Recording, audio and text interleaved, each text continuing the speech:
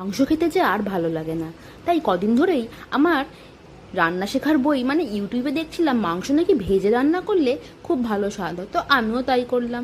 কিন্তু না বাপু, কোনোই ডিফারেন্স কিছু হলো না। খালি ডিফারেন্স হলো অঢেল টাইম। যে মাংসটা আমি আধ ঘন্টায় করে ফেলি, সেই ভেজে ভেজে রান্না করতে কি এই মাংসটা করতে আমার 1.5 ঘন্টা সময় লাগলো। আর সেই খেতে খেতে বেঁচে গেল দুপুর 3টে।